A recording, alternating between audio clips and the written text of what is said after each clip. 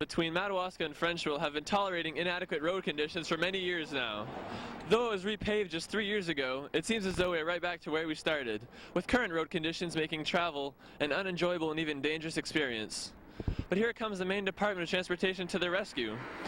With our $600 million construction plan, there are funds earmarked to repair the road. Sounds rosy, right? Wrong. Out of this year's funding, only $131,844 will be spent to repair the 5-mile section of Route 1 that is in desperate need of reconstruction. Meanwhile, there are other roads in Aroostook County that are considerably less traveled, less dangerous, but are receiving millions of dollars to completely reconstruct sections of road that are as of equal size or even smaller.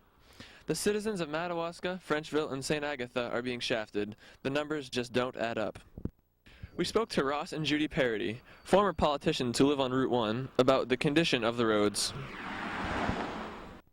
No news to anybody who rides on this road regularly that it's in terrible shape. It's probably as bad as we've seen it.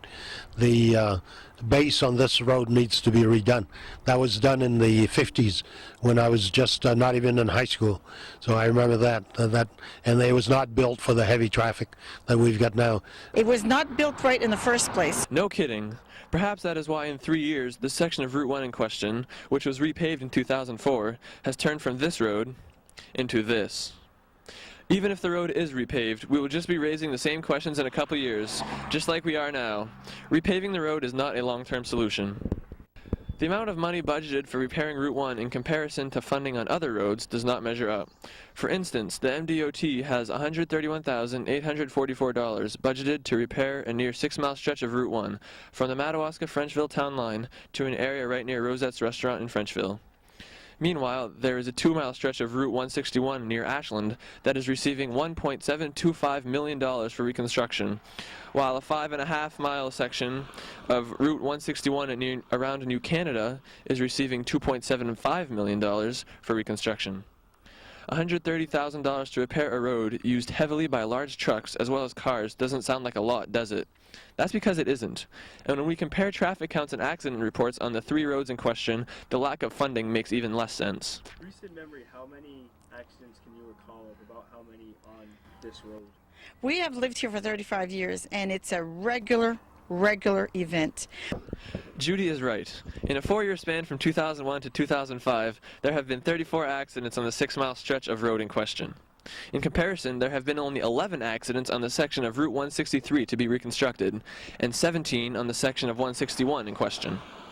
Remember, these roads are getting $1.725 and $2.75 million in funding, respectively.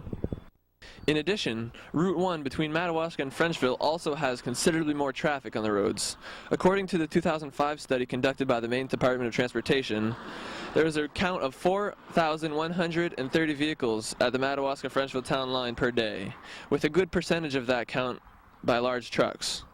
In comparison, the section of Route 161 has a traffic count of only 1,510, and there are no statistics for the section of Route 163.